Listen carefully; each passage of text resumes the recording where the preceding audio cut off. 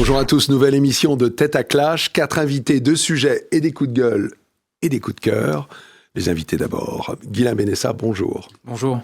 Jacques Georges, bonjour. Bonjour. Et à nouveau dans l'émission. Alors, il n'est pas nouveau sur l'antenne de TV Liberté. Il s'appelle Jean-Yves Le Gallou. Bonjour. Bonjour. Et avec un nom comme ça, vous êtes forcément breton. Et en réalité, vous ne l'êtes pas. Parce que je crois que vous êtes plutôt un Savoyard et un homme de la montagne. Non, je suis un breton oui, d'origine. Ça, c'est sûr. Breton par l'attachement au monde celtique. Et effectivement, j'ai plutôt tendance à aller en Savoie, parce que j'ai fait beaucoup de montagnes, je continue d'en faire. Et c'est tout de même plus facile du côté de Chamonix que sur les monts d'Arrée. Sur les monts d'Arrée, oui, voilà. Je suis d'accord avec vous pour plein de raisons. Ok, merci beaucoup Jean-Yves et bienvenue. Voilà. Et le 4e arrivé, c'est François Devoyer. Bonjour François. Bonjour Franck.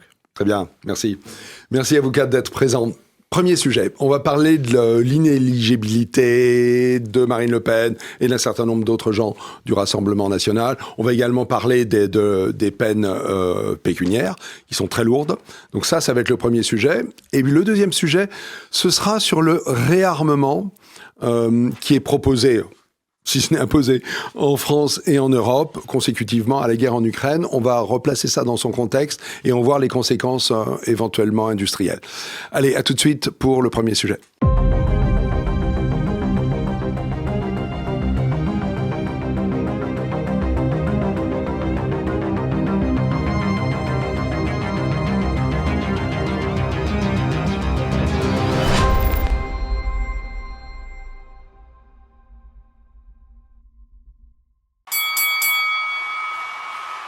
Alors, premier sujet. La très récente condamnation, puisque ça a 10-15 jours, de Marine Le Pen à une peine d'inéligibilité avec application immédiate, à mes yeux, rebat énormément les cartes de la présidentielle. Et je voudrais savoir ce que vous en pensez tous. Comment vous vous positionnez par rapport à cette condamnation et quelles conséquences voyez-vous à court terme, à moyen terme, pour la situation politique française ? Guylain. Alors, le temps passe un peu, l'eau coule sous les ponts, on voit un peu plus clair dans cette affaire. Mais en voyant plus clair dans cette affaire avec le temps qui passe, on voit aussi que le trou de souris que conserve Marine Le Pen, à mon avis, c'est une lumière tout au fond d'un obscur corridor. Parce que qu'on prenne cette affaire d'une manière... c'est la capacité d'appel en 2026. Alors, l'appel, elle le fera. Je vois exactement... Enfin, je veux dire, c'est quand même mon métier, je suis avocat, je saisis à peu près ce qui va se produire, mais il n'empêche, en termes de calendrier, en termes de conséquences politiques, en termes de latitude, de marge de manœuvre qui lui reste, c'est presque impossible. C'est-à-dire qu'en réalité... C'est la première chose, c'est que pour moi l'appel c'est une boule puante. C'est-à-dire que le calendrier selon lequel on aurait théoriquement un arrêt à hauteur d'appel en juillet 2026 ne résoudra rien, parce que soit a priori, enfin à moins qu'elle soit levée et que tout soit levé, mais si elle est condamnée sur le fond, c'est-à-dire sur les malversations supposées en tant que tel, le détournement de fonds publics, ça veut dire que ça va traîner comme une espèce de, je disais, de boule puante. Il y aura une effluve de la condamnation restera dans l'air, même si l'inéligibilité est levée. Et si l'inéligibilité n'est pas levée, ça veut dire que de toute façon, elle ne peut pas se présenter et il faudra en catastrophe trouver une façon de vendre la chose pour mettre son remplaçant Jordan Bardella, qui aujourd'hui a 29 ans, en orbite pour la présidentielle. Ça, c'est la première chose. Et le deuxième point qui me paraît central, et je vous avoue, Franck, je suis sidéré depuis 10 jours que presque personne n'en parle, c'est que les juges ont inventé, et je dis bien inventé, une notion d'ordre public démocratique qui n'existe pas, qui ne vient de nulle part. On ne sait pas trop ce que c'est. Qu'est-ce qu'ils ont dit ? J'ai tout essayé. Ils ont inventé ils ont inventé qu'il y aurait potentiellement un trouble à l'ordre public démocratique si on laissait Marine Le Pen dans ces conditions se présenter à la présidentielle. C'est la raison, c'est le motif, l'un des motifs de l'inéligibilité. Je ne sais pas si on imagine la force de frappe, le degré d'invention c'est. Ça veut dire que l'état de droit aujourd'hui, les juges, l'état de droit a eu la peau de la démocratie par le biais d'une décision qui, sur ce point précis, est parfaitement contestable pour le moins. Jean-Yves Le Gallou. Je crois que l'ordre public démocratique, c'est effectivement une invention. Ça n'est ni dans la Constitution, ni dans la loi. Comme l'ordre public immatériel qui a servi à interdire un certain nombre de réunions publiques est une invention qui n'est ni dans la Constitution, ni dans la loi. Mais l'ordre public démocratique est validé par des juges judiciaires, inventé par des juges judiciaires, et l'ordre public immatériel est validé par des juges administratifs. C'est un double coup d'État judiciaire. Et pour autant, la condamnation, elle est motivée. Je crois que les faits, malheureusement, sont absolument incontestables.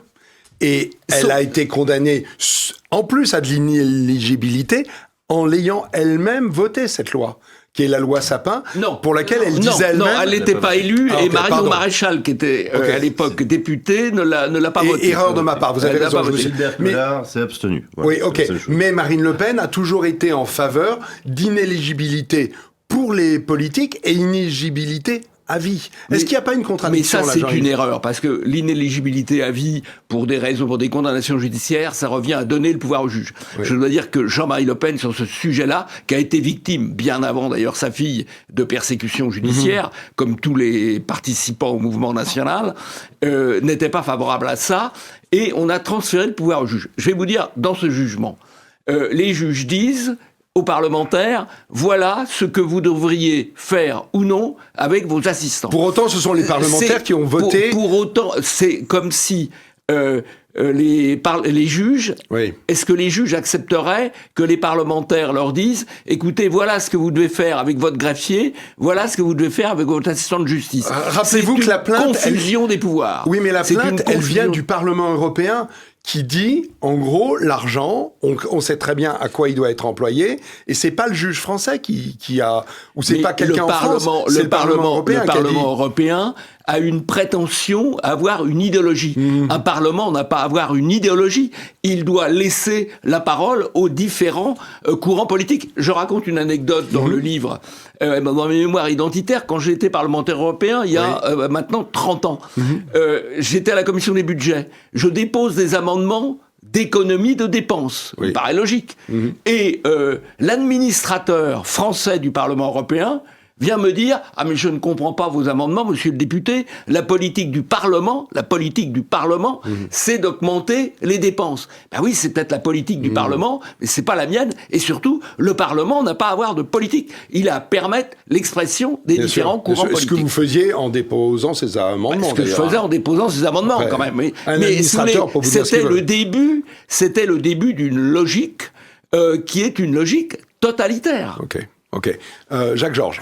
Oui, moi je voudrais simplement dire que on parle d'une innovation très relative, parce que c'est le dernier événement d'une longue suite. Il y a eu Fillon avant, il y a eu Grigorescu en Roumanie, c'est dans l'air du temps depuis très longtemps. Oui. Et il faudrait débattre là-dessus du gouvernement des juges, qui est une vieille affaire sur laquelle moi aussi j'ai pas mal écrit, Jean-Yves a également beaucoup écrit, parce que c'est une question de fond. Pour autant, Jacques, c'est l'application d'une loi votée au Parlement français. Mais donc en fait, le gouvernement des juges, peut-être qu'il va trop loin pour ce qu'a dit Guillain, mais globalement, il applique ce qui a été voté en son temps par le Parlement. Le gouvernement des juges, c'est pas seulement un coup d'État des juges, ça l'est aussi. Mais malheureusement, le législateur a largement favorisé cette évolution. Malheureusement, le législateur a abdiqué devant le juge depuis très longtemps. En France, depuis Giscard, en gros. Et d'ailleurs, depuis même exactement 1971. Pompidou. Quand Pompidou a toléré que le Conseil constitutionnel prenne le contrôle du contenu de la loi, ce que ni De Gaulle ni Debré ne voulaient. Oui, mais je ne veux pas faire long, mais c'est pas la responsabilité c'est pas Pompidou, c'est qu'Alain Poher et Gaston Paleski, président du Conseil constitutionnel, ont volontairement fait un pacte pour avoir la peau du gouvernement Pompidou. À l'époque, il y a une sombre affaire politique, je ne vais pas rentrer là-dedans. Donc, mais gouvernement Pompidou, ça veut dire gouvernement avec De Gaulle. Sous De Gaulle. Non, c'est juste après. C'est juste après. Donc c'est quand il était déjà président. En 71. Mais ce qui est juste un mot, c'est qu'à l'époque déjà, ça me fait toujours sourire, parce qu'aujourd'hui on m'attaque pas mal, parce que je défends l'idée que l'état de droit n'est plus du tout ce qu'il est censé être, et on essaie de nous vendre, les magistrats le vendent tous les jours, que la justice serait divine, qu'elle serait objective, qu'elle rendrait des arrêts qui viendraient comme ça. Pas du tout, et dès les années 70, il y a une couleur, c'est même pas une couleur politique, parce que c'est plus compliqué que ça, c'est même pas des juges de gauche ou de droite, c'est qu'ils estiment que c'est à eux que revient de définir la règle, sa marge d'appréciation, etc. Et tout ça, vous savez, au nom de quoi ? Au nom d'arrangements, de compromis, de discussions de couloir, où naît cette espèce de pouvoir judiciaire de dingue dont nous vivons aujourd'hui, une espèce de version radicale et en même temps totalement quotidienne. Vous savez qui a eu la peau de Marine Le Pen ? C'est ni le Conseil constitutionnel, ni le Conseil d'État, ni la Cour de cassation. C'est pas des cours suprêmes, hein. C'est des petits juges du tribunal judiciaire de Paris qui nous expliquent que non mais attendez, la favorite de la présidentielle, elle va rester tranquillement dans le box et elle va regarder comment la démocratie se porte. Sincèrement, ça, Guillain, c'est hallucinant. Ça, Guillain, c'était valable le lundi, le jour du rendu. Ça s'est un petit peu atténué avec le fait que l'appel, et d'ailleurs c'est tout à fait inhabituel, soit très accéléré, parce que normalement l'appel, il aurait dû avoir lieu en 2027 ou 2028, puisque certains autres, François Bayrou a commencé, attendent toujours de passer en appel. Oui, donc il y a une notion d'accélération quand même. C'est quand même une aberration qu'une personne ou quelques personnes s'opposent à la volonté de 13 millions. C'est quand même invraisemblable. Ouais. C'est une aberration. Mais est-ce que ça veut dire qu'un homme politique ou une femme politique doit être au-dessus des lois ? Non, il y a beaucoup de Français ça veut pas dire ça, mais là, disent ça. tout de même, on est dans un cas caricatural. Oui. C'est encore, je dirais, plus caricatural que ce qu'on a connu avant avec Fillon, etc. Aujourd'hui, au moins, ça a le mérite de cette discussion. Je me souviens d'ailleurs que la dernière fois que j'étais venu ici, il y a un mois, on avait déjà discuté de ce sujet. Bien sûr, bien sûr. Sauf que maintenant, on a l'histoire, on a le rendu, on a la décision de justice, on a aussi le déroulé puisqu'on a l'appel, donc on commence à avoir un temps qui est quand même bien limité, et on sait que l'horizon c'est 2027. On reviendra sur la notion aussi d'inéligibilité législative, parce qu'à mes yeux, il y a un petit sujet là-dessus, et je suis étonné de ne l'avoir pas entendu. François Devoyer. Ah oui, non, mais nos discussions me rappellent la clôture du dernier Conseil des ministres par François Mitterrand. Les juges ont tué la monarchie, elles tueront la République. Oui. Effectivement. C'est ce qu'a dit François Mitterrand. Oui, et on dit que c'était la sortie de son dernier Conseil des ministres. Ok. Donc Il avait tout de même une phrase. certaine culture, Mitterrand, malgré tout. Ça, c'est sûr. Effectivement, dans le rendu du jugement est quand même aberrant, puisqu'il n'est pas seulement question de troubles à l'ordre public, mais troubles irréparables à l'ordre public démocratique. Enfin, c'est tout de même un scandale absolu. Moi, je suis beaucoup moins versé dans les choses juridiques que certaines des personnes présentes ici. Ce qui me vient à l'esprit, c'est qu'est-ce que vont penser les gens de tout cela. Les réactions auxquelles j'assiste aujourd'hui, c'est finalement c'est la dernière phase de la notabilisation. Ils sont comme tout le monde. Eux aussi, ils ont piqué dans les caisses. Est-ce que c'est si grave ? Non, pour moi, ça n'empêche en rien. Là, j'ai un désaccord avec Guillain. C'est que ce ne sera pas une tâche, si elle n'est pas rendue inéligible. Ça, c'est le grand sujet. Je pense que ça n'obérera en rien ses capacités, ses possibilités à accéder à la présidence de la République. C'est optimiste, François, parce J'en que suis convaincu. Depuis le changement de Nuremberg, les juges ont une autorité morale. Les juges, dans la tête des gens, une décision de justice, ça pèse.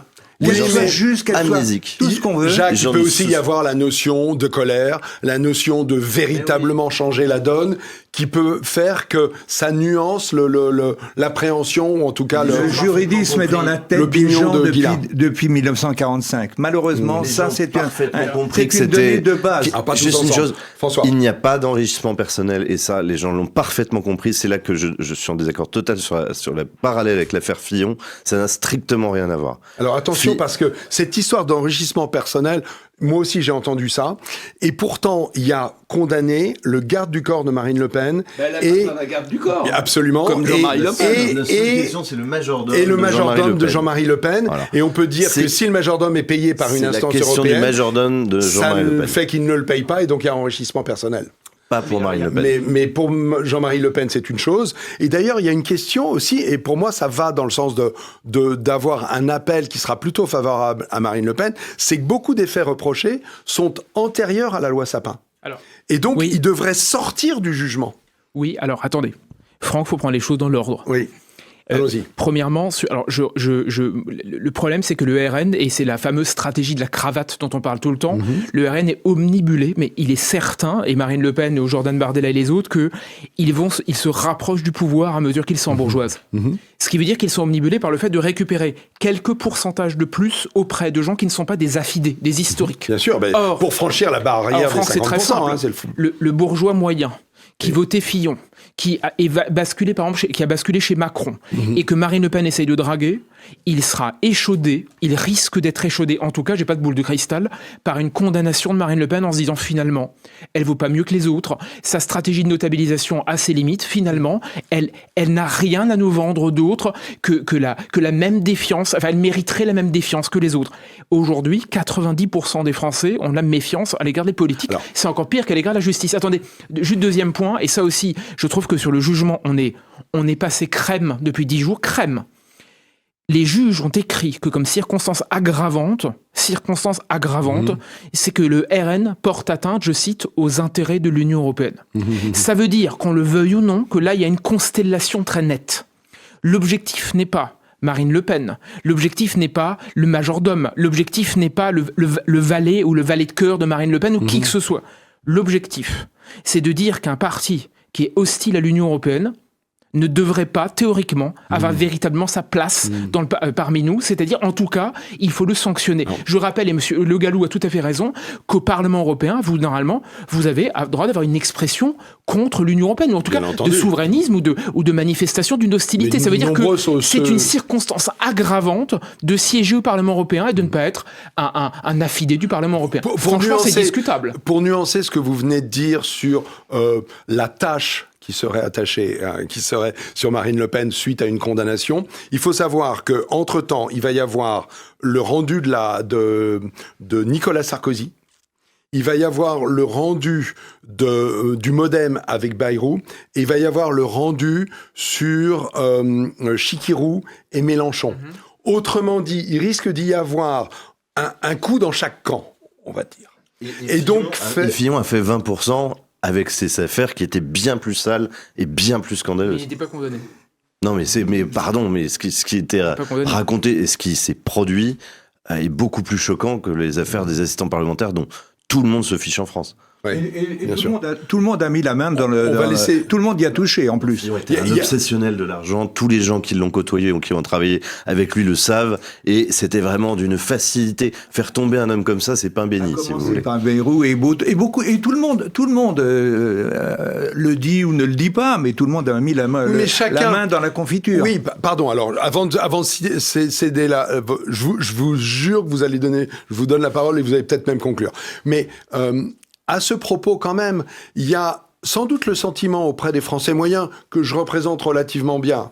Bon, c'est que nous, excès de vitesse, problème fiscal, tout de suite condamnation, tout de suite nécessité de payer. Les hommes, les femmes politiques, eux, c'est différent. Oui.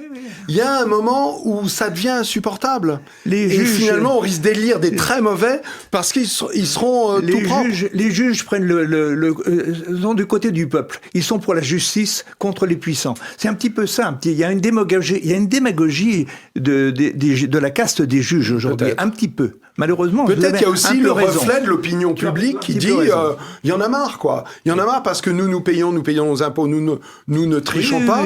Et tous les autres, à commencer par les très grosses boîtes qui ont un taux d'imposition absolument faible et les puissants qui, eux, ne vont jamais en prison ni quoi que ce soit. Voilà. Jean-Yves Le Gallou. Oui, alors moi je crois que le RN paye aussi d'un certain point de vue sa stratégie de normalisation et qu'il n'est pas assez offensif. Parce qu'on a entendu l'histoire des 4 millions, ça fait un bruit considérable. Les 4 millions, c'est quoi ? Est-ce que vous savez combien le seul service de communication de la ville de Paris coûte en personnel ? 25 millions. Et vous pensez que ce personnel, il ne fait que de la communication pour la ville de Paris ? Évidemment non. Il fait de la politique, il fait de l'idéologie. Est-ce que vous savez combien c'est sur 10 ans. Combien coûtent les syndicats chaque année ? 5 milliards. 5 milliards. C'est-à-dire 1000 fois plus que ces fameux 4 millions. Et vous pensez que les syndicats, ils ne font pas d'idéologie, ils ne font pas de la politique, ils n'envahissent pas Wikipédia pour imposer la doxa de gauche. Et donc, il y a un déséquilibre absolument considérable, sachant que l'argent qui est donné à des élus pour faire de la politique, c'est quand même pas pareil que l'argent qui est donné à des fonctionnaires et à des syndicalistes qui, eux aussi, font de la politique, ce qui, là, n'est pas normal. Mais le RN n'a pas beaucoup communiqué sur ce plan-là. Il est souvent sur la défensive. Est-ce qu'il n'y a pas un problème de stratégie de Marine Le Pen, qui, depuis des années, a tout fait pour retarder la sentence et a refusé de reconnaître un minimum de responsabilité qui aurait peut-être évité, parce que dans l'attendu, il y a un truc sur la récidive, le risque de récidive. Or, quelqu'un qui dit « non, moi j'ai rien fait, c'est pas de ma responsabilité », risque de se faire plus condamner que quelqu'un qui dit « je fais amende honorable ». Et on le fera plus jamais, et on a compris. Alors, est-ce qu'il n'y a pas eu un petit souci de stratégie, là? Vous relayez un des propos les plus faux qu'on entend depuis 10 jours. Ok, je m'explique. Je viens de le créer. Non, parce que on me l'a dit et je l'ai entendu. D'accord. On a l'état de droit toutes les bouches. Tout le temps. On parle de ça depuis 10 jours. Oui. L'un des piliers de l'état de droit, c'est les droits de la défense. Absolument. Et l'un des piliers des droits de la défense... Et les droits des minorités. Oui, minorité et défense. Droit de la défense. Droit de la défense qui, en droit européen, le droit au recours, droit au juge, etc. Or, l'un des piliers de tout ça, l'une des structures fondamentales, c'est que vous êtes libre de définir votre stratégie de défense. Ce qui veut dire que vous avez le droit de contester jusqu'au dernier moment que ce n'est pas vous, mais que c'est le voisin, votre chien, n'importe qui, mais que vous n'avez rien fait dans tous les domaines. Okay. Considérez cela, que ça laisse percevoir qu'elle récidiverait, alors même qu'elle ne siège plus au Parlement européen. Sincèrement, c'est indéfendable, factuellement, intellectuellement, et même au nom de cet état de droit. D'accord. Et en même temps, quand vous lisez le jugement, en gros, le RN est condamné au nom de l'état de droit européen, c'est clairement ça. En tout cas, comme circonstance aggravante, et en même temps, on nous dit elle aurait dû reconnaître avant de venir, ça veut dire qu'elle aurait dû battre sa coulpe avant de rentrer en audience. C'est comme si je disais à mes clients pas de problème, on va dire que c'est votre faute, comme ça, histoire qu'on ira en audience, vous aurez peut-être une peine plus légère, ou une sanction plus légère, ou une amende plus légère. Sincèrement, c'est pas possible. Mais est-ce que ça n'a pas un côté un peu stratégique, parce qu'il y avait quand même à l'horizon cette peine extrêmement lourde, et qui a été un peu justifiée par les juges en disant, comme les prévenus, enfin je sais pas comment on les appelle, c'est un langage que je n'ai pas, ne reconnaissent rien de ce qu'il leur est reproché, il y a un risque de récidive. C'est là, moi j'ai entendu quelque chose qui sonnait un peu quand même comme quelque chose que l'on vit dans nos familles, ou quand on dit à un enfant récalcitrant tu reconnais pas d'avoir piqué du pognon dans le portefeuille de papa, c'est dommage parce que là on va devoir mettre le portefeuille sous clé, pour éviter. Les règles d'embauche des assistants ont changé, puisque c'est maintenant le Parlement qui les embauche directement, ce qui est assez choquant puisqu'il se permet d'en choisir certains, d'en éliminer d'autres, ce qui est une atteinte aux droits des parlementaires. Vous avez raison. Mais les règles ont changé. Donc la récidive, elle n'est même pas possible. Ce qui est vrai par contre, c'est que Marine Le Pen a peut-être commis une erreur qui est de continuer des mécanismes au-delà de ce qu'il était possible. Et la véritable erreur qu'elle a commise peut-être, c'est d'avoir un trésorier qui ne savait pas dire non, alors que le père Jean-Marie, qui avait aussi ses défauts, il avait un trésorier qui était capable de lui dire non, je ne le ferai pas. Voilà. D'accord, ok. Bon, c'est un peu la politique. Un petit détail que j'ai appris la semaine dernière, parce que j'ai visité le Parlement de Strasbourg la semaine dernière. Il y a deux catégories d'attachés, en fait. Il y a les accrédités, qui sont effectivement maintenant plus ou moins choisis, et puis les locaux. Et puis, il y a en plus les stagiaires. Alors, je ne sais pas le détail de ça en espèces, mais je crois quand même qu'il faudrait introduire cette différence-là, cette nuance, disons. Bon, ok. François Devoyer, vous allez conclure. Vous fermez la porte. Alors Jacques Georges, qui est intarissable. Je vais dire juste deux mots avant la conclusion, justement, ou en conclusion. Moi, je crois que tout ça, c'est bien, ce sont des péripéties, etc. L'échéance, c'est 2027. Hein. 2027, c'est très loin. Moi, je crois qu'à bien avant 2027, on va pas tenir jusqu'en 2027. Il va se passer des bouleversements. Quand je regarde la situation de la France, pas seulement sur le plan financier, mais d'abord sur le plan financier. Quand je vois la situation de sécurité, des finances, de l'ordre public, etc. Oui, chose qu'on entend depuis 20 ans, hein, Jacques. 2027 aura lieu, à mon avis, bien avant 2027, et ça va changer la donne complètement et radicalement. Ok. Alors j'entends, sauf que comme l'appel est en 2026, s'il y a dissolution du Parlement immédiatement, Marine Le Pen ne peut pas se présenter, donc elle ne pourra pas intervenir au sein du Parlement. Alors vous me direz, ça n'empêche pas Mélenchon d'être très présent dans les médias. Il n'empêche que ça a une conséquence, parce que quand le chef n'est pas présent au sein de la troupe, il y a quand même... c'est pas aussi bien. De toute façon, déjà, est-ce que, compte tenu de la situation de la France, est-ce que vous croyez vraiment que Marine, c'est la solution, hein? Marine, c'est celle qui a élu 2 fois notre grand chef Macron, qui a échoué sur tous les domaines. Donc le plan B Bardella vous semble... Bardella, il a 29 ans. Bon, écoutez, il faut être sérieux quand même. Ah oui, mais qui d'autre? Jean-Yves Le Gallou. À mon avis, l'argument que Bardella, à 29 ans, n'est pas le bon. Oui. Alexandre est mort à 33 ans. Il avait quand même un certain bilan à son actif. Autre temps, le mœurs, problème, je pense que le problème de Bardella, qui est autre, je ne porte pas d'ailleurs de jugement, une interrogation, c'est le problème de l'épaisseur. Oui. Et c'est pas le problème de l'âge. Oui, bien sûr. Mais ça se comprend. Sachant que l'épaisseur s'acquiert par l'expérience et par l'âge quand même. Complètement. Ouais. Oui. Allez, celui qui va fermer la porte, définitivement, c'est François de Voyer. Justement, de ce point de vue, je pense que Marine Le Pen, avec cette nouvelle épreuve, elle acquiert définitivement un statut présidentiable. Okay. Entre la mort de son père, le débat de 2017 surmonté, combien de fois l'a-t-on donnée morte, Éric Zemmour dans sa campagne en 2022, elle a surmonté toutes ces épreuves, et une fois de plus, là, elle a été tout de même très combative, elle a une fois de plus impressionné, je parle vraiment des gens du quotidien, elle les a à nouveau impressionnés par sa force de caractère, et je crois que cette nouvelle épreuve va l'emmener à l'Élysée. Je n'aurais jamais misé sur une Marine Le Pen à l'Élysée il y a 10 ans, et pourtant à l'époque je travaillais directement pour elle, mais aujourd'hui je pense qu'elle a prouvé, à travers toutes ces épreuves surmontées, qu'elle est capable d'accéder à l'Élysée. Très bien, allez, c'est le mot de la fin. On bascule sur le deuxième sujet. On a déjà débordé de 5 minutes. À tout de suite.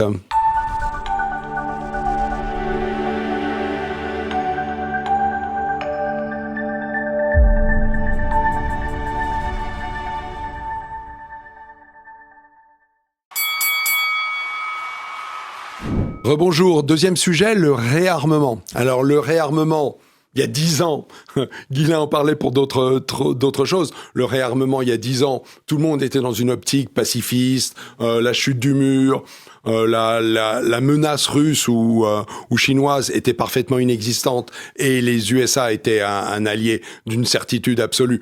Sous son parapluie, on était parfaitement tranquille. Depuis 2 ans, c'est plus du tout la même chose, et l'arrivée de Trump a encore accéléré le mouvement. La question du réarmement, c'est donc, on va la traiter de 2 manières. Légitimité du réarmement.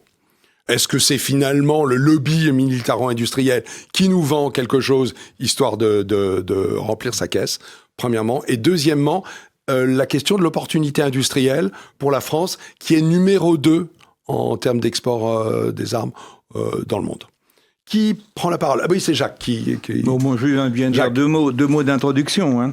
Moi, je vois les 2 questions, je les mets plutôt à 3, c'est-à-dire pourquoi, combien, comment. Hein. Alors pourquoi réarmer? Est-ce qu'il y a une menace existentielle russe? Ce qui est pour le moins quand même un petit peu surprenant quand on regarde la réalité. Hein.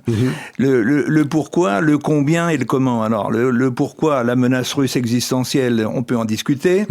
Alors que nous avons beaucoup de menaces existentielles, mais qui sont pas russes, hein, qui sont d'une autre nature. Le combien, bon, quand on regarde un petit peu les chiffres qu'on nous propose, soit à Paris, soit à Bruxelles, on est un peu effaré. Hein. On voit que Bruxelles a créé une nouvelle direction générale, la direction générale de l'industrie, de la défense et de l'espace, qui s'appelle DEFI, et créé un nouveau programme qui s'appelle ReArm Europe, Readiness 2030. C'est ça, c'est les fameux 800 milliards. Oui, alors on envisage d'alimenter ce programme avec 800 milliards, une petite paille. 800 milliards. Quand on regarde la situation de la France, naturellement, qui est la plus dégradée, en profondeur, qui n'est la plus dégradée, mais également plus largement de l'Union européenne, franchement, on se demande si on n'est pas en train de rêver et si on ne se trompe pas d'objectif. Voilà, c'est tout. Merci pour l'introduction. Qui suit? Guylain? En fait... ça répond à tout et à rien, ce que je vais vous dire, et je fais pas la langue de bois, mais la question pour moi n'est pas du tout celle-là. Je m'explique, je sais Okay. pas Dans d'autres émissions disent que ma question est mal posée. Non, François je pense Martin, que salutations. la question, c'est à quoi ça nous sert. C'est-à-dire, le réarmement, je veux bien. Alors, j'ai plusieurs observations un peu rapides, mais je pense qu'il faut des fois mettre de l'ordre dans la baraque. Réarmer, je veux bien, mais le réarmement a été posé, aujourd'hui a été initié par l'homme du non-réarmement, c'est-à-dire Emmanuel Macron. Un homme, je rappelle quand même en 2 secondes, qu'il est le fils abattardi d'un philosophe comme Habermas, un Allemand, qui était un type qui était passionné par une Europe non patriotique, non armée, humaniste, C'est ce que je disais en introduction. Donc, ça veut dire que l'homme qui est le fruit de la fin de l'histoire va nous expliquer qu'on va rentrer dans l'histoire. Emmanuel Macron. Deuxièmement, c'est très simple. L'Europe s'est fondée, l'Union européenne, la construction européenne a été fondée par des hommes qui ont pensé à terme que l'objectif de l'Union, ça devienne de façon déguisée un État avec des compétences étatiques qui littéralement flinguent l'existence même de peuples et de nations. Oui. Il n'y a rien de mieux que mettre au pot, c'est-à-dire d'obliger des États déjà en faillite de devoir encore en rajouter dans un budget qu'ils ne maîtrisent pas, parce que dans ce cas-là, on dépendra une bonne fois pour toutes de ce qu'on appelle l'Union européenne. Donc, ça veut dire que c'est un piège merveilleux dans lequel on peut tomber, c'est-à-dire réarmer pour se rendre encore plus obligé. Ok. Et troisième élément, alors là, sur la Russie. Dis-là, mais est-ce qu'il y a une... Voilà. Mais sur la Russie, Menace. Vous savez, je suis peut-être à la fois très vieux, peut-être trop vieux, Vous êtes le plus jeune autour de cette table, peut-être, a priori. Mais vous savez, je ne pense la diplomatie à mon maigre niveau, vous savez, j'essaie juste de réfléchir un peu, je ne la pense qu'en fonction d'un chef d'État, c'est-à-dire de quelqu'un qui identifie une menace et qui m'explique en quoi cette menace existe et comment on la traite. Aujourd'hui, personne ne l'a fait.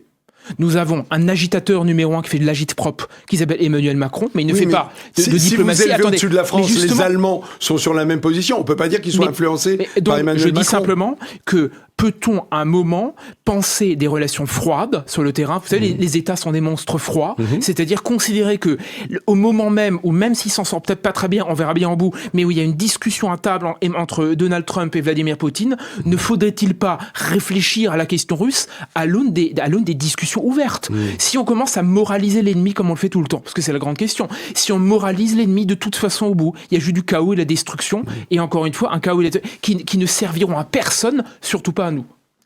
Merci. Jean-Yves Le Gallou. Je suis assez d'accord avec ce qui a été dit avant moi, donc ça ne va pas nourrir la controverse. Je pense qu'il peut y avoir une menace russe, non pas sur la France, peut-être sur les pays baltes, parce que ça fait partie de leur environnement proche. Même pas. Et encore. Oui, et mais encore. sur 3 pays démocratiques qui ont voulu sortir de... regardons les choses. L'Estonie, qui est un pays tout à fait beau et sympathique, c'est 1 500 000 habitants. La Seine-Saint-Denis, c'est 2 millions d'habitants. Oui. Et je pense que le problème pour les Français, c'est davantage la sécession de la Seine-Saint-Denis et d'autres banlieues que le problème, éventuellement, des Pays-Baltes, pour lequel j'ai par ailleurs une assez vive sympathie. Sachant que si vous interrogez les Polonais, ils se sentent directement concernés, les Finlandais aussi, et tout le golfe de la Baltique, et tous les pays qui ont été occupés par l'URSS. Une probabilité moins grande. En tout cas, une probabilité qui n'est pas plus grande. Les peuples se mobilisent là. Qui n'est pas plus grande ou qui est plutôt moins grande que Georges y a fait allusion, peu de choses par rapport à l'invasion que nous subissons. Et si nous avons une armée, je pense qu'il serait utile de déployer la marine en Méditerranée et en mer du Nord pour arrêter les trafics de clandestins. Je pense qu'il pourrait être utile de déployer certaines unités sur les frontières pour empêcher les passages de clandestins. Avant de vouloir aller faire la guerre à 2000 ou 2500 km de nos frontières. Sachant par ailleurs que pour le réarmement, faudrait aussi peut-être se poser la question de quel type d'armes. Je ne crois pas qu'on ait encore tiré toutes les conséquences stratégiques de la guerre telle qu'elle a eu lieu. Vous avez raison, sur le front russo-ukrainien. On va revenir là-dessus. Alors, François de Voyer. Je suis toujours fasciné par la droite que j'aime et à laquelle j'appartiens. C'est-à-dire que depuis que j'ai l'âge d'avoir un peu de conscience politique, mon camp, au sens très large, réclame l'augmentation des budgets militaires. Maintenant qu'ils arrivent, ah oui, non, mais c'est pas la priorité, ah oui, mais c'est Macron qui le fait, donc c'est mal, etc.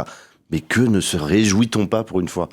On en rêvait de ça. Moi, ça fait depuis que je suis né, en tout cas depuis mon collège ou mon lycée, que l'idée de dépendre des États-Unis comme un grand frère vicieux qui nous persécute quand ça l'arrange et qui nous laisse aux marges de l'Empire et qui nous humilie de temps en temps.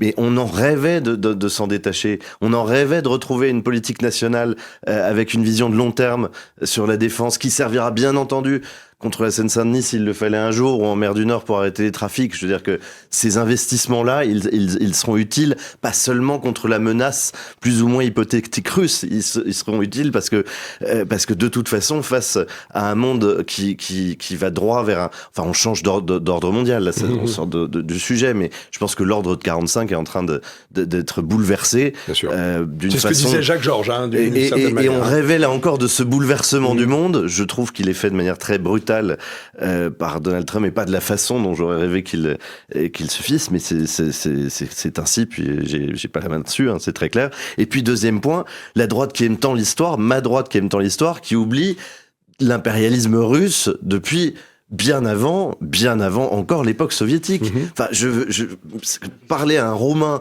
à un Polonais, à un Bulgare, à un Balte, effectivement, à un Finlandais. Puis alors, ce qui me fascine le plus, c'est quand on sert l'histoire, mais uniquement dans un sens. Donc, l'Ukraine serait le berceau de la Russie. Alors, qu'est-ce que c'est que l'enclave de Kaliningrad ? J'aimerais savoir quel est le lien entre Kaliningrad et l'histoire russe.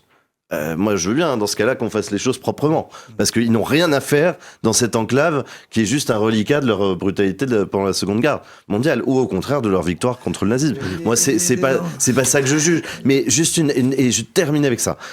Wagner, en Afrique, a délibérément bousillé les intérêts français. Moi, j'ai une affection immense pour le peuple et la culture russe. Je pense que c'est assez naturel quand on aime tout simplement la littérature et l'histoire en général.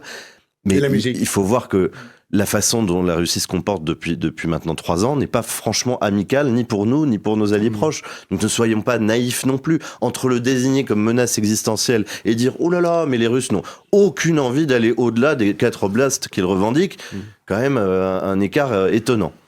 Alors, on va basculer sur la notion d'industriel, mais Ghislain et Jacques Georges. Brièvement, tous les deux, s'il vous plaît. Une seconde. Le réarmement de l'Europe, ça sera le réarmement de l'Allemagne, en pratique.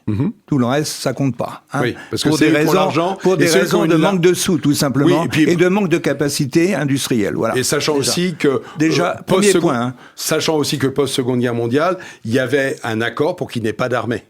Avec le souvenir des nazis. Tout ça est remis en cause. Ghislain Benessa. Je réfute totalement l'étiquette de droite pour discuter d'un conflit pareil ou d'une question pareille, parce que perso, je m'en fous. C'est-à-dire que la question des étiquettes, ça m'a jamais intéressé. Je pense juste à De Gaulle. Voilà, malheureusement, je suis en train de me le retaper de plus en plus d'ailleurs, et je ne pensais pas faire ça dans ma vie d'ailleurs à ce point-là. Je me rends compte que là, il y a beaucoup plus à dénicher qu'autre chose. Mais peu importe, beaucoup de gens le disent, mais revenir à la radicalité du général de Gaulle. Sachant que De Gaulle a été dénigré pendant des dizaines d'années. Parce que ce n'était pas un papa sympathique, y compris sur les diplomaties, c'était en fait une radicalité que nous n'avons plus. Maintenant, sur la question du réarmement. En fait, je vous rejoins sur le fait qu'il faudrait réarmer. La question n'est pas là. Moi, j'aimerais qu'on réarme Paris. Mais c'est pas ce qu'on va faire. Depuis 80 ans, 70 ans. Quand vous dites réarmer Paris, je comprends pas. Réarmer Paris, vous savez ce qui va se produire ? Ça fait 70 ans que nous sommes les nigauds d'une histoire écrite. Les nigauds.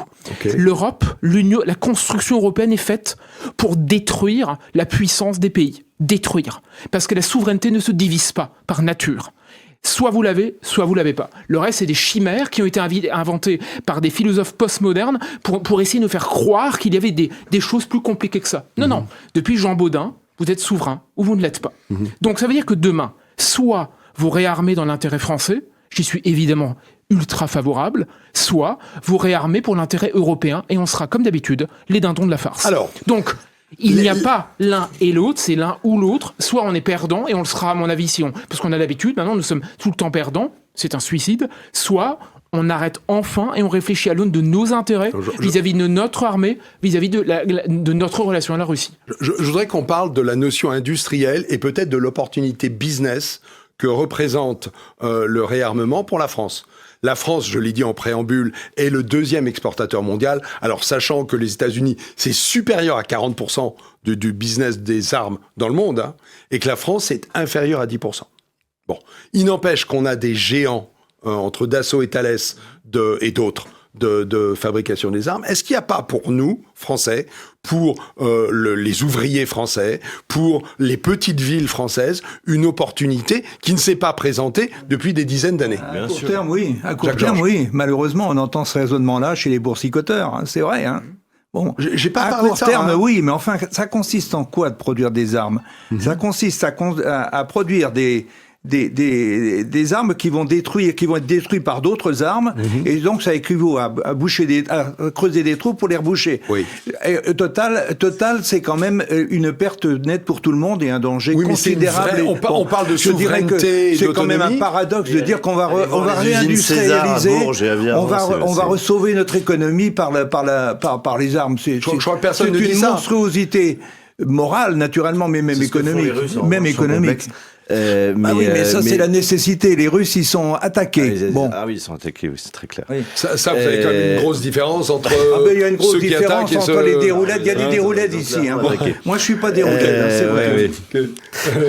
Non, c'est bien sûr excellent pour l'industrie française qui reste. On est le deuxième exportateur mondial d'armement. En revanche, effectivement, là où peut-être ce serait bon d'avoir un président autre qu'Emmanuel Macron qui se couche systématiquement et qui n'a pas le sens du rapport de force, de la souveraineté ou de la volonté de puissance, c'est que nous pourrions imposer à d'autres États européens d'acheter européens et pas ailleurs ou américains. Aujourd'hui, 80%, mais est-ce qu'on va pas vers ça, hein 80% des armes achetées par les États de l'Union européenne sont à l'extérieur de l'Union européenne, dont 60% aux États-Unis. Juste un petit insert, parce que pour moi, j'ai été extrêmement surpris d'apprendre que les États-Unis pouvaient choisir d'autoriser le décollage des avions qu'ils nous vendent, F-15, F-16, F-35, bien sûr, juste parce que tous les 15 jours, il y a besoin d'une maintenance, et que si cette maintenance n'est pas faite, il y a un risque de ne pas pouvoir faire décoller l'avion. Est-ce que ça, ce que j'ai entendu moi, et qui m'a sidéré, est-ce qu'il n'y a pas, au niveau des peuples, des gens qui vont dire à leurs parlementaires, mais vous déconnez complètement, quoi. Le Danemark, qui est menacé par les États-Unis de se voir privé du Groenland, le Danemark va acheter des avions américains. Mais est-ce qu'on n'est pas sur la lancée d'avant? Pourquoi il va acheter des avions américains? Parce que la classe politique danoise, elle a été sélectionnée par l'État profond américain, même si elle a plutôt une bonne politique sur l'immigration par ailleurs, elle a été sélectionnée par l'État profond américain et par le lobby militaro-industriel américain. Mais est-ce que c'est pas juste que américaines, voilà. Est-ce que c'est juste pas que Dassault ou Airbus n'est pas en mesure de répondre à la production, aux demandes éventuelles des pays? C'est que même si aujourd'hui la réindustrialisation, les Danois sont furieux contre les Américains et qui trouvent très inquiétant le gouvernement Trump, ils se disent qui peut se passer aujourd'hui du parapluie nucléaire, militaire américain. C'est-à-dire que la France n'est pas à la hauteur pour protéger un État de l'Union européenne. La Pologne, c'est exactement le même système. Ils sentent bien que les Américains ne sont pas fiables. Néanmoins, il n'y a pas de force de frappe suffisante aujourd'hui en Europe pour assurer la défense de la Pologne comme le feraient les États-Unis. Donc la seule façon de faire, c'est tout de même qu'on reconstruise effectivement non pas une défense européenne mutualisée, mais que chaque État, ce qui est en train de se faire, la Grèce c'est 25 milliards d'investissement, la Pologne c'est 4,7% de son PIB, la France va passer de 50 à 90 milliards d'investissements par an. Donc on a tout de même la majorité des États de l'Union européenne qui font un effort considérable sur l'armement, ce qui est malheureusement lamentable, c'est qu'on ne le fait pas de façon concertée et intelligente, en s'achetant les uns les autres les productions. En ça, vous êtes très dissonant par rapport à ce qui a été dit ici, où en fait, je traduis vos pensées, hein, vous allez me tomber dessus, c'est une certitude, où chacun devrait courir dans sa ligne. Vous vous dites, en gros, il faudrait, au niveau européen, au minimum se coordonner et sans doute, peut-être se spécialiser. Plutôt que d'avoir une répétition d'armées bonsaï, ce qu'on reproche à l'armée française, d'avoir des corps d'armée bien plus importants en Allemagne dans telle spécialité et dans telle autre en France ou en Grande-Bretagne. Je n'irai pas jusque-là, mais sur un point de spécialisation ou de mutualisation, mais néanmoins, effectivement, d'abord acheter de manière patriotique, j'allais dire, mais c'est bien ce qui manque à Français, l'Union européen, européenne, c'est d'avoir un D'où la sens minimum de réindustrialisation. civilisation commune. Jean-Yves Le Gallou et Guilain, si vous faites bien court tous les deux, parce qu'on a 200 déjà dépassé. milliards de déficit annuel, je vois pas comment on va trouver les moyens d'augmenter le budget de défense. Voilà. Oui, ok, mais alors... Ou alors il faut payer les fonctionnaires et les retraites. Non, c'est pas- ça, c'est une bonne solution. effectivement. L'exemple américain est quand même là pour nous dire que la dette, le plafond de la dette, on l'augmente comme on veut. Hein. Pour l'instant, Non, ça se passe parce bien. que dans les raisons qui ont poussé Trump à mettre des droits de douane, c'est précisément pour limiter le déficit commercial, qui est de 1800 milliards, et délimiter le déficit budgétaire, qui est de 900 milliards. C'est que Trump a peut-être pris conscience que la dette américaine ne pourrait pas se poursuivre à l'infini, surtout quand les autres États cherchent maintenant de l'alternative au dollar. Ouais. Et donc la dette, elle ne monte pas jusqu'au ciel, pas plus que les arbres. Alors, Les chiffres américains, c'est très simple. Déficit budgétaire, déficit commercial et dette, c'est 10 fois la France, exactement. Donc ça veut dire que c'est plus grave qu'en France, compte tenu de la population et des PIB. C'est très très grave, et si Trump s'amuse à foutre la pagaille dans les droits de douane et dans le commerce international, c'est parce qu'il y a une nécessité... Une urgence. Urgente, Mais c'est pas le sujet. vitale pour eux de redresser la barre. Je vous remercie. Guilain, le mot de conclusion. Monsieur Le Gallou, à l'instant, vient de dire à mon avis le fond du problème et qu'on peut transférer ou translater à l'échelle européenne. Si vous prenez les pays de l'Union, les déficits sont tellement différents en fonction des différents pays, vertueux ou pas, qui respectent la règle d'or, etc. Ce qui fait que chacun aura un intérêt divergent. Ce qui est normal, ça s'appelle faire de la politique. Alors croire qu'on va passer là-dessus au nom de l'Union pour trouver un réarmement commun alors que chacun a ses intérêts, ça me paraît absurde. Mais surtout, et je finis juste là-dessus, c'est peut-être un mot de conclusion, vous savez, malheureusement, il y a quelques années, j'ai lu un auteur que j'aime pas spécialement d'ailleurs, mais Robert Kagan, vous savez, un néoconservateur américain, qui a cette phrase qui est très juste, qui dit « Pendant que nous faisons la guerre aux États-Unis, vous faites la vaisselle.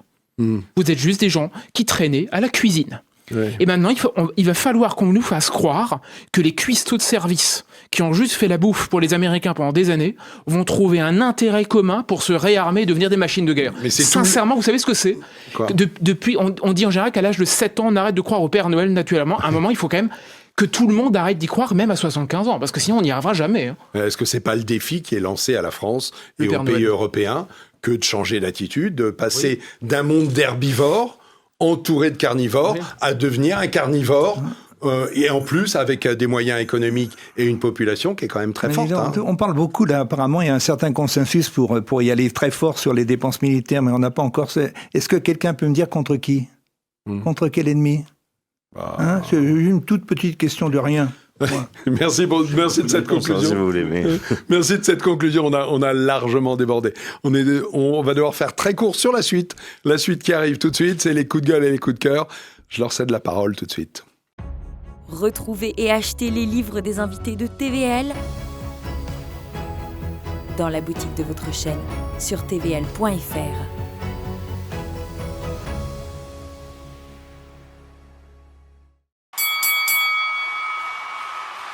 Alors, coup de gueule et coup de cœur. Guilain, vous commencez par un coup de gueule ou un coup de cœur ? Un coup de cœur. Coup de cœur, c'est le. Je voulais rendre hommage à Gene Hackman, l'acteur américain qui nous a quittés formidable acteur récemment, simplement parce que tout le monde a parlé de French Connection, notamment, qui est le film qu'il a fait connaître tardivement, parce qu'en fait, il avait cette gueule de tout sauf de l'acteur qu'on attendait. C'est l'antithèse d'un Newman ou d'un Redford. Ouais. Et je voulais juste mettre l'accent, c'est mon petit coup de cœur, sur un film dont on parle quasiment jamais, qui s'appelle Mort ou Vif, The Quick and the Dead en anglais, qui est un western de 1995, avec Sharon Stone, Russell Crowe, Leonardo DiCaprio, qui est vraiment un exercice de style qui ressemble à un western baroque. C'est une sorte de Léoné poussé à son paroxysme dans un exercice de style assez jouissif et brillant, sorti en 95, et film dans lequel Gene Hackman joue le rôle de Hérode, un maire, le chef d'une ville sanguinaire qui se balade avec deux colts, vous savez, de chaque côté, et qui est vraiment l'homme à qui on la fait pas, un type vraiment épouvantable, mais c'est jouissif, c'est vraiment un très bon film, je trouve, personnellement, mais c'est-à-dire que je voulais en parler parce que Gene Hackman a un rôle qui lui ressemble bien, qui lui va comme un gant, mais dans un film qui est méconnu, qui a disparu, qui a fait un four au box-office à l'époque. Donc je trouve que Mort ou Vif, ça mériterait de se replonger dans la carrière de Gene Hackman par ce billet-là. Excellent. Merci, je l'ai noté et je vais aller le chercher ce soir. Et votre coup de gueule Alors coup de gueule, c'est contre les chimères. On était dans les chimères à l'instant, je poursuis. Ça fait maintenant quelques mois qu'on nous vend la chimère d'une 6e République. Alors en général, c'est une lubie de la France insoumise. Oui. En général, c'était déjà une lubie de Montebourg il y a une vingtaine d'années, je crois. Et maintenant, même à droite, on entend le monter cette idée. Alors faut être clair. En 1958, nous avions des juristes merveilleux comme évidemment Léon Noël, Marcel Prélot, Michel Debré et d'autres qui ont travaillé avec le général de Gaulle pour trouver une espèce d'alliage subtil qui s'appelle la 5e République. Alors à tous ceux qui me disent, et je l'entends, que Macron a tout cassé, je trouve que c'est vrai. Que le Parlement fonctionne mal, je trouve que c'est vrai. Que le Conseil constitutionnel est sorti du cadre qui devait être le sien, je suis d'accord avec tout ça. Mais si demain, on arrive à trouver, ne serait-ce que une trentaine de juristes qui ont le quart du début de l'intelligence, de la subtilité, de l'intégrité qu'ont eu ces juristes à l'époque et de ces grands hommes pour rédiger une constitution, sincèrement, on est complètement cinglé. Donc il vaudrait mieux qu'on travaille avec l'existant et qu'on essaye de sortir des décombres de cette ruine qu'on est en train de construire que nous vendre la chimère de cette 6e République qui ressemblera à bien pire qu'avant. Exceptionnel coup de gueule. Merci beaucoup. Je la garde, celle-ci. Je la mets là. Merci. Jacques-Georges, coup de gueule ou coup de cœur pour commencer ? D'abord, un coup de cœur pour ce qu'il vient de dire. Oui, mais... Très bien. OK. Alors, un coup de gueule. Alors, coup de gueule, comme chaque fois, moi, j'ai un trop-plein, je ne sais pas par quoi commencer. Alors bon, il y en a beaucoup, mais enfin, je vais en regarder 2 ou un et demi. Vous avez 1 minute 30, non, mais ça va être court. Okay. La russophobie et le bellicisme. Ok, ça c'est le coup de gueule. La russophobie, franchement, c'est pas un truc tout à fait inventé, c'est pas tout à fait nouveau, mais enfin quand même, ça atteint des proportions. Pour ceux qui écoutent Naïm, comme moi, c'est un grand philosophe. Hein, il a plaisanté sur la FIFE, pas la FIFA, la FIFE. Oui. La FIFE, c'est la Fédération internationale des comment dirais-je, des animaux, des canins, oui, je sais plus quoi, enfin bon, bref, des animaux. Et la FIFA, en 2022, a exclu la Russie de la compétition canine internationale. Ah oui. Je trouve que quand même ça, c'est le sommet de la bêtise, de l'abrutissement, de la propagande et de tout ce qu'on veut. C'est comme ceux qui voulaient plus que les chanteurs d'opéra russes chantent en Europe. Alors maintenant, on n'est plus dans le culte gaulien de Normandie-Yémen, on est plutôt on est passé de l'autre côté, mais c'est vraiment la russophobie. D'abord, c'est une ignominie sur le plan moral, mais c'est surtout une stupidité sur le plan stratégique et géopolitique à long terme, puisque sans la Russie, on est foutu. Hein, l'Europe n'existe plus. À mon avis, ça c'était votre coup de gueule. Bon. Votre coup de cœur, maintenant. Ah ben, il y avait le bellicisme aussi, mais enfin, oui, bon, autrement... j'ai beaucoup à dire là-dessus. Alors, les coups de cœur, là, pour une fois, là, j'ai hésité parce que j'en ai plein. Il y a d'abord les chants de colza, je sais pas, les chants de colza, c'est sublime, vous voulez dire dans la campagne actuelle. Dans le Vexinge, pour les chants de colza jaunes, c'est magnifique. Ça donne envie de s'arrêter, d'aller marcher... Okay. Deuxième coup de cœur, le musée de la guerre de 70 à Gravelotte. Vous savez, il pleut comme ça tombe comme à Gravelotte que j'ai visité la semaine dernière. Exceptionnel. Le musée de la guerre de 70. De la guerre de 70 et de l'annexion, ça montre intimement le drame des Alsaciens mosellans coupés en 2. Et c'est un très beau musée. Ok. Le troisième coup de cœur, vous en faites 3. Solane. Est-ce que vous connaissez Solane ici ? Non. Moi, je suis tombé par hasard, complètement par hasard, sur une chanteuse de 25 ans, qui était une serveuse encore hier ou une petite caissière, et qui moi, je dois dire, ému profondément, avec une petite chanson qui s'appelle Mon ami la rose, et c'est Solane, S-A-O-S-O-A-L-A-2-N. Solane. Ok. Moi, je trouve que Solane, c'est une découverte. C'est l'étoile montante de la chanson française. Moi, je suis tombé amoureux de Solane. Écoutez, merci en tout bien, Jacques. tout Vous honneur. avez fait 3 coups de cœur en non, 1 non, minute. non, mais je voulais dire 30. quand même 2 mots sur le colloque de la... Quand il en a fini, il en a pas fini. Le colloque Cet de homme est l'Institut intarissable. Iliade, bon voilà... Non, Jacques, on va s'arrêter là. Vous avez fait 3 coups de cœur. Gardez-en pour les autres fois. D'habitude, On se reverra. j'en ai pas beaucoup. Mais non, je sais bien, c'est pour ça que je Cette souligne fois-ci, j'ai la l'exploit. pléthore, c'est vrai. C'est pour ça que je souligne l'exploit. Jean-Yves Le Gallou, coup de gueule ou coup de cœur pour commencer? D'abord un coup de cœur, Ok. un peu provocateur, puisque c'est un coup de cœur. J'en ai vu ici. Hein, C'est un donc. coup de cœur pour la 17e chambre correctionnelle du tribunal judiciaire de Paris. J'ai quelques mérites à ce coup de cœur, puisqu'elle Ok. m'a donné raison hier. Ok. J'étais poursuivi par un juge administratif qui m'accusait d'avoir critiqué un de ses jugements, ce qui était vrai. Et la 17e chambre correctionnelle a estimé qu'il était licite de critiquer une décision de justice et qu'il était même licite de critiquer des juges, elle ne le dit pas exactement comme ça, sous la réserve qu'on n'abuse pas de la liberté d'expression et dans le cadre de la loi de 1881. Je crois qu'au-delà de mon... La 17e chambre, c'est celle sur la liberté. C'est ça, sur la liberté de la presse, voilà. Fallait le préciser. Et donc, au-delà de mon cas particulier, qui n'a pas grande importance en l'occurrence, c'est très important, car cela veut dire qu'on a le droit de critiquer les juges, alors qu'on a vu dans toute l'affaire de Marine Le Pen, toute une série de gens dans les médias ou dans les milieux politiques qui disaient sacré. Donc voilà mon premier coup de cœur. Excellent. Mon deuxième coup de cœur... Ah, vous faites 2 coups de cœur, vous? Oh, bah, vous savez qu'il vous reste 20 secondes. Hein, donc, 20 secondes, oui. Bien sûr. Comme mon prédécesseur sur le très beau colloque de l'Institut Iliade, qui est le rassemblement de tout ce qui se fait de dynamique parmi la jeune génération conservatrice et identitaire. Ok. Voilà. Et puis un troisième coup de cœur complètement différent. Vous n'aurez plus de coup de gueule, hein, si vous faites un J'aurais troisième plus coup de cœur. Eh ben, tant pis. Ok. Eh ben, tant pis. Allons-y, Donc, vers le cœur. Mieux vaut avoir des Ça me coups va de très cœur bien que des vous coups alliez de vers le gueule. cœur, Voilà. Le troisième coup de cœur, Oui. c'est l'exposition des Bernardins de tapisserie autour de l'œuvre de Tolkien, parce que je pense que Tolkien, c'est tout l'imaginaire européen, Oui. et c'est une très belle exposition, et il faut quand même souligner ce qui est positif. Alors, Jamais je laisse entendu donc parler de cette exposition. au Bernardin, Des c'est tapisseries, jusqu'à au mi-mai, Bernardin. je crois, des tapisseries Excellent. autour de l'œuvre de Tolkien. Ok, vous savez que Tolkien et Wagner ont travaillé sur les mêmes mythes, c'est tout à fait passionnant. Oui, hein. absolument.